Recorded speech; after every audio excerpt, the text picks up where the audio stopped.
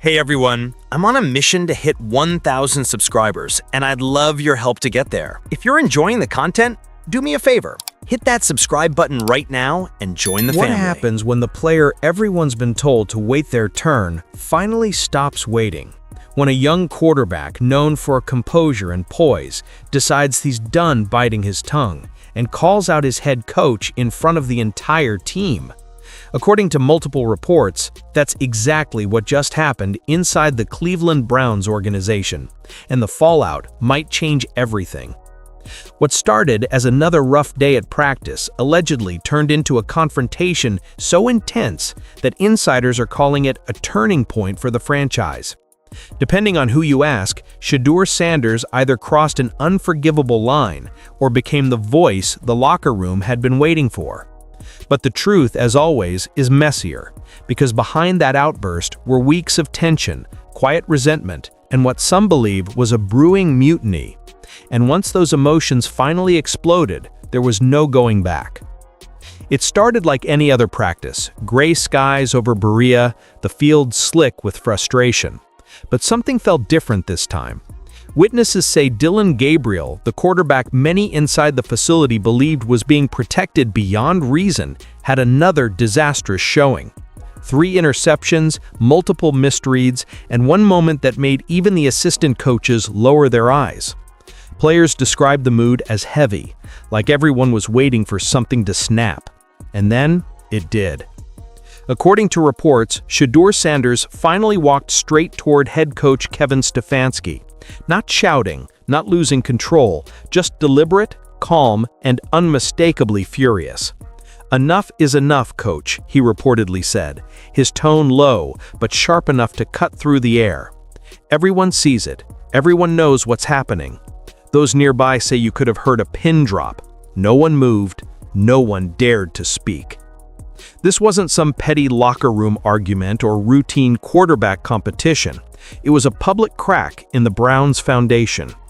Insiders described the moment as electric, not in excitement, but in the realization that the team's quiet tension had just become a visible fracture. For weeks, whispers had echoed through hallways about favoritism, politics, and a quarterback depth chart that didn't make sense.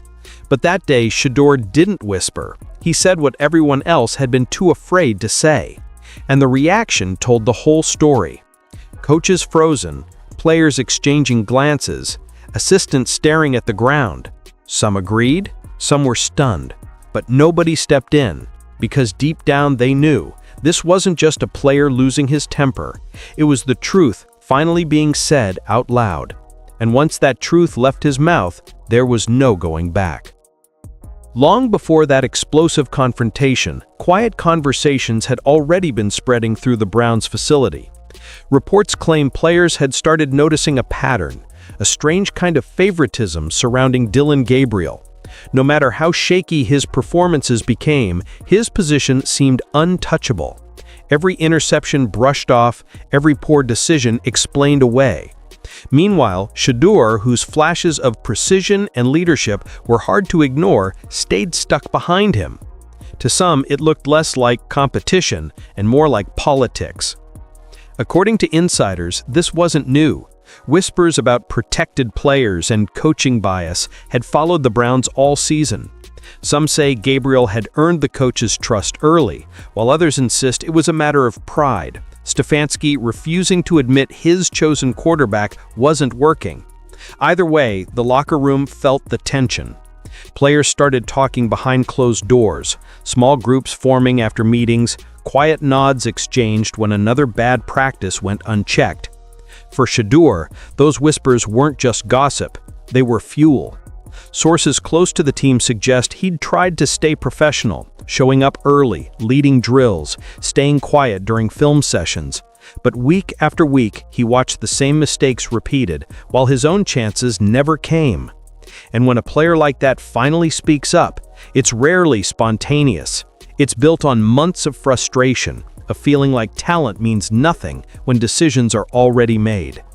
By the time he finally confronted Stefanski, it wasn't just about one bad practice or one player. It was about an entire culture of silence, where everyone sees the problem, but nobody says it out loud. Until Shedeur did. And that's why his words hit so hard. Because deep down, every person on that field already knew he wasn't wrong. But speaking that truth out loud, that's the kind of move that changes everything.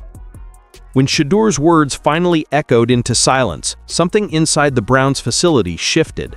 According to those who witnessed it, Coach Stefanski didn't argue, didn't defend himself, he just froze. For several seconds, the head coach stood motionless, his jaw tight, eyes scanning the field as if searching for control that was already gone. Then, without another word, he reportedly turned and walked off. No speech, no explanation, just a quiet exit that said everything his words couldn't. What happened next spread faster than any game highlight. Within minutes, players started huddling in small groups. Some still looked shocked, others seemed almost relieved. A few veterans reportedly approached Shedeur afterwards, patting his shoulder, telling him privately, "You said what we've all been thinking." That single phrase rippled through the locker room, a confirmation that his defiance wasn't rebellion, it was resonance. The incident wasn't about ego anymore. It became a referendum on leadership. When a team watches their head coach walk away after being confronted, the message is unmistakable. The balance of authority has shifted. The locker room isn't just following orders now, it's choosing sides. Reports suggest even assistant coaches exchanged uneasy glances later that day, unsure whether to stay loyal to their boss or acknowledge what every player could feel, that the power dynamic had changed in real time. When your head coach acts like he's lost control, there's only one thing that happens. The team. And while Stefanski's silence might have been meant to cool things down, it did the opposite. The lack of a response fueled speculation that he'd lost control of his own team. By the next morning, stories were already circulating online. Words like collapse, mutiny, and power struggle appeared in comment threads and sports blogs. What started as a heated moment at practice had exploded into a full-blown organizational crisis when the Browns could no longer keep behind closed doors. The moment details from that confrontation hit social media, the story took on a life of its own. Within hours, clips and screenshots began circulating, a grainy, muted video allegedly showing Shedeur confronting Coach Stefanski mid-practice. You couldn't hear the words, but you didn't need to. The body language said enough. Shedeur standing tall, teammates frozen, coaches tense.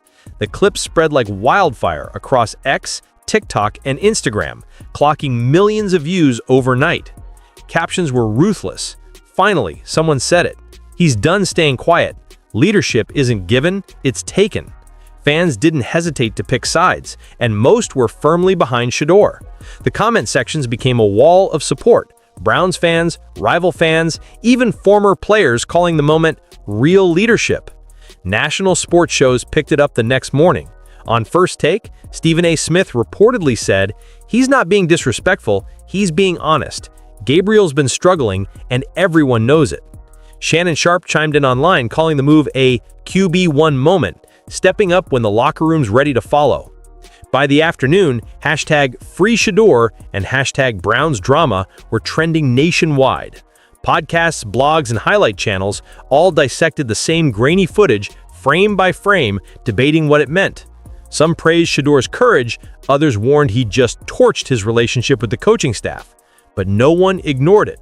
Overnight, Shedeur Sanders went from backup quarterback to national headline, the face of Cleveland's internal storm. And while fans rallied online, the reaction inside the organization was very different. According to insiders, front office staff were scrambling to contain the narrative, trying to verify what was real and what was rumor. PR teams worked overtime crafting statements that never got released, but the damage was already done. Once the public decided Shedeur was standing up for accountability, there was no controlling the message. The media had chosen its hero, and Cleveland's supposed team dispute had turned into a viral moment of defiance. But behind the retweets and reaction clips, there was one question nobody could answer. How would the Browns respond now that the entire world was watching? At the heart of this entire storm lies the simplest truth in football: performance. And according to reports from inside the Browns camp, that's where everything started to unravel. Dillon Gabriel, once seen as a promising addition, had been spiraling. In back-to-back practices, he threw multiple interceptions, missed open receivers, and seemed visibly rattled. Teammates noticed the shift, the slow decline from confidence to confusion, from swagger to hesitation. One insider described it bluntly: "He's overthinking every throw." By contrast, whenever Shedeur Sanders stepped onto the field, the difference was hard to ignore. Those brief opportunities, scout team reps, limited drives, and practice drills reportedly showed a player calm under pressure, precise in his throws, and confident in his reads. He wasn't trying to force highlight plays, he was running the offense like he belonged there. Coaches couldn't deny his efficiency, even if the hierarchy never changed. It wasn't just talent, it was poise, and players could feel it. Over time, that comparison became impossible to hide. Gabriel's body language during practices reportedly turned tense, shoulders slumped, helmet slams after bad throws, teammates giving quiet nods but avoiding eye contact. Meanwhile, Shedeur's confidence stayed steady. Some described him as quietly waiting for the inevitable. It wasn't arrogance, it was conviction, the belief that he was ready, but the system wasn't. And that's where frustration turned into eruption. Because for players watching from the sidelines, it wasn't just about stats or drills. It was about fairness, the sense that performance no longer determined opportunity. When mistakes are ignored for one player and magnified for another, a locker room starts to fracture. By the time Shedeur spoke up, everyone already knew what the numbers said, what their eyes confirmed, and what the coaches refused to admit. That's why the moment hit so hard. It wasn't just an argument about playing time, it was a challenge to the entire philosophy guiding the team, a demand for accountability in a culture that had been protecting comfort over competition. And in the NFL, once players start questioning who truly earns their spot, you're no longer talking about performance issues, you're talking about a full-blown credibility crisis. While the public was busy debating leadership and loyalty, the real drama was unfolding behind closed doors at the very top of the Browns organization. According to multiple reports, ownership didn't take long to react. Within hours of the confrontation, Jimmy Haslam was briefed on what insiders called a serious leadership incident. What came next shocked even veteran staffers. Instead of defending Kevin Stefanski, sources claim ownership began questioning his judgment, privately acknowledging that the locker room might have already moved on without him. For a franchise that's seen its fair share of turbulence, that kind of internal doubt is dangerous. Executives reportedly held late-night discussions with front office personnel, analyzing not just the altercation, but what it revealed. Was Stefanski protecting a struggling quarterback out of loyalty or pride? And if so, had that pride cost him the trust of his players? One insider summed it up bluntly: "You can't lead men who've stopped believing you're honest with them." Meanwhile, the front office found itself in a no-win situation. General manager Andrew Berry was caught in the middle, torn between defending his coach publicly and recognizing what every insider was whispering privately. The players were siding with Shedeur. The locker room wasn't fractured, it was united, just not behind the head coach. That shift in loyalty sent a chilling message to upper management. Control was slipping, fast. At the same time, sponsorship partners and high-profile season ticket holders reportedly began calling for answers. Social media sentiment had turned overwhelmingly pro-Shedeur, and that kind of momentum carries weight in modern sports. The longer ownership stayed silent, the worse it looked. Fans wanted a direction, the team wanted clarity, and for the first time, Haslam's confidence in his coaching staff seemed to waver. Inside the building, the tension was thick enough to cut. Meetings felt strained, conversations cautious, and trust scarce. Stefanski's once solid authority had eroded from both directions, from the players below and the executives above. What remained was a vacuum, a power gap where everyone waited for the next move, wondering who'd make it first. Because in Cleveland's hierarchy, when ownership loses faith, change isn't a matter of if, it's a matter of when. As the days passed, it became clear that the Browns weren't just dealing with a quarterback controversy, they were facing a full-scale identity crisis. Reports from inside the facility painted a picture of quiet chaos, position coaches whispering in hallways, coordinators second-guessing game plans, and players openly questioning the decisions being made above them. The Browns still had a head coach, technically, but leadership, that was gone. Kevin Stefanski's voice, once steady and commanding, no longer carried the same weight. Team meetings reportedly felt tense and disconnected. Players listened, but they weren't inspired. Some veterans even began taking cues from Shedeur during drills, watching how he led, how he talked, how he carried himself. The unofficial leadership hierarchy had shifted without anyone needing to say it out loud. When authority stops commanding respect and starts requesting it, that's when a locker room quietly moves on. Sources say assistant coaches were caught in the middle, unsure which direction to follow. Publicly, they supported Stefanski. Privately, they recognized the new reality. Shedeur had become a voice players trusted, not because of his title, but because of his honesty. He'd said the thing everyone else was afraid to say, and that gave him credibility no press conference could erase.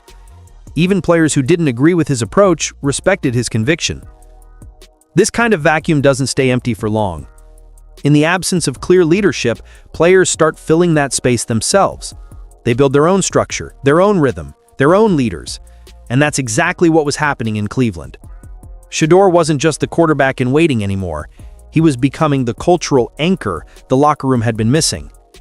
The shift wasn't loud or dramatic. It was subtle, a quiet reorganization of influence. By the time practice resumed later that week, teammates were reportedly rallying around Shedeur, not because he was the starter, but because he represented something the team desperately needed: accountability. And while Stefanski still held the title of head coach, everyone could feel it. The team had already chosen its leader. Now the Browns find themselves trapped in a situation with no easy escape. If Kevin Stefanski gives in and names Shedeur Sanders the starter, it validates everything the young quarterback said and confirms to the world that the players, not the coach, dictate the direction of the team. But if he refuses to make that change, he risks losing what little control remains. Either path carries damage, and everyone inside the organization knows it.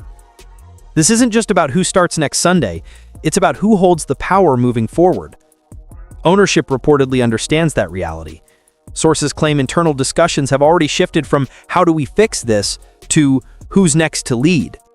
That kind of language doesn't surface unless a decision is coming. For now, Stefanski still stands at the podium, trying to project calm authority, but the silence in the room speaks louder than his words. Reporters see it, players feel it, and the fans can sense it. Once a team starts tuning out its head coach, it's only a matter of time before change becomes inevitable. As for Shedeur, the message from those close to him is clear. He's done waiting.